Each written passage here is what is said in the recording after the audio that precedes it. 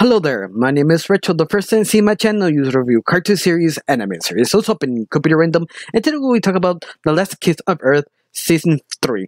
And I think this is supposed to be the final season, if I'm correct, but I could be wrong because what happened to the end of the series later serve a cliffhanger, something about to happen next. But I think it maybe could be a Christmas special, I'm not really sure. Besides that, this series was fun. I mean, the third season was really great. But of course, you can't beat what happened in Season 2. Season 2 were really crazy and fun.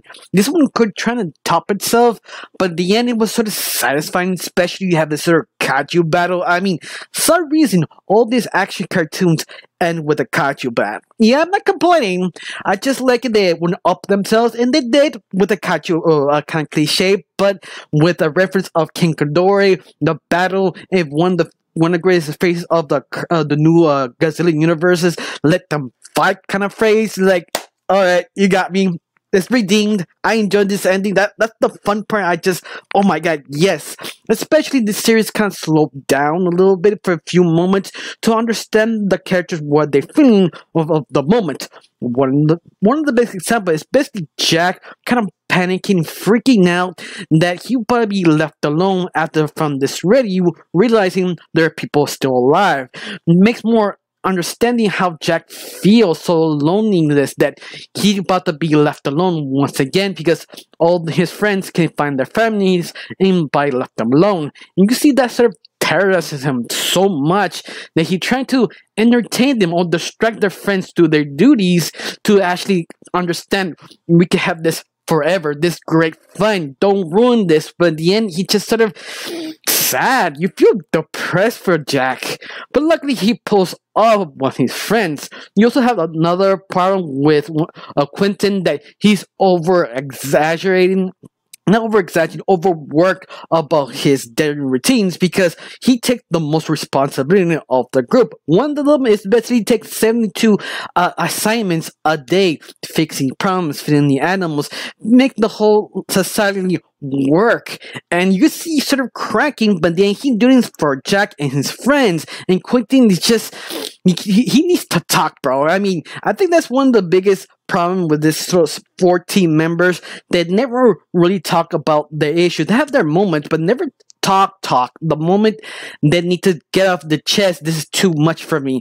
And the series, all three seasons, they should have showed that to right now. The final season, they do explore that really deeply. Only the deeply they can with 10 limited episodes, but they make it work. You also have June. I think I'm probably the most frustrated character because she wants to leave. She wants to ready to work.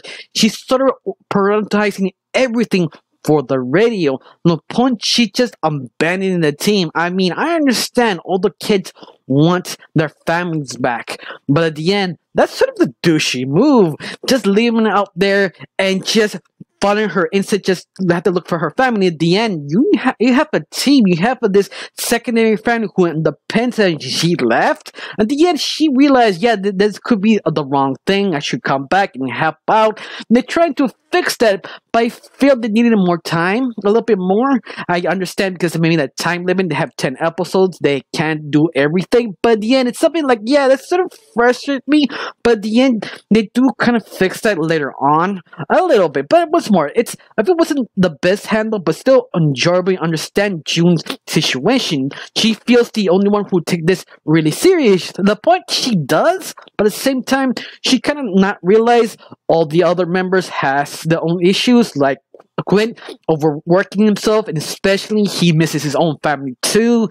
And yeah, you can see June did the wrong thing, but luckily she sort of redeemed herself. I hope they work a bit more, but yeah, it works. You also have a final member who have Dirk with his own issues, that he just want to fit in the monster world, but the only problem is he's not a monster, he's human. He always tries all he can to be accepted, but at the same time, a different race, different kind of rules, and you feel him to be over, what's the word I'm looking for, kind of a passive aggressive to Dirk. Like, he knows he want to get into him, the monsters won't let him that much. He pulls back and forth to see how he fit in, because in the end, the only thing he has is his strength. He's not the most talented, he's not the most swiftest, but at the end he realizes his strength, and hopefully he fit in more into the monsters, and you see they start bickering back and forth, and finally they do accept him. You do feel for him, he finally accepts Dirk as one of the monsters, and you feel for a guy he has the chance to become the monster, but at the end he had to betray his friends, but luckily he knows better. He believes on himself and everybody around him, so you can see why he's sort of him. Right? I enjoy that. You have moments of each character really understanding their dilemma and making it a little bit more serious, a little bit more dramatic. Yeah, just enjoy it. Especially one of the main storylines of this third season, especially Ralak is still alive. You sort of forget about him. He's basically the creature who convinced other creatures to help him to open the gate so he can destroy the whole world. Yeah, that dude's still alive, but at the end he has one more trick. He can possess other creatures. He possesses this sort of dragon creature who can actually call other dragons to basically to kill the whole kids and the little society they created. But luckily Jack was there to stop them, but unfortunately for Jack, Ralak has interest on him because he wants his body. He feels he could be the one who could basically help them cross over and destroy the whole world. But luckily Jack resists, sort of, but at the same time he has his own issues with his own team members, and you see this sort of drama, but luckily they don't focus a lot of it, but have fun of it with it, going back and forth, sort of well balanced. You love how the creativity of everything just sort of click, how creative they are of this show. Yeah, I want more. That's what I'm saying. That's what I'm trying to define this review, because this series is way too much fun, but at the same time I don't want it to run straight to the ground if you keep going more. But luckily you still have a lot of books of the series, so I can feel you could do me 2-3 more seasons. But besides that, I got nothing else to say, just praises. Anything bad, well, it does slow down here and there because it's kind of hard to beat what did season 2.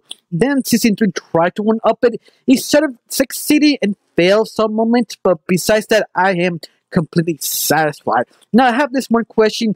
Do you like this season? Was great? Was fun? Tell me down below. I got nothing really else to say. Just thanks for watching. Don't forget to subscribe and have a wonderful day. Bye.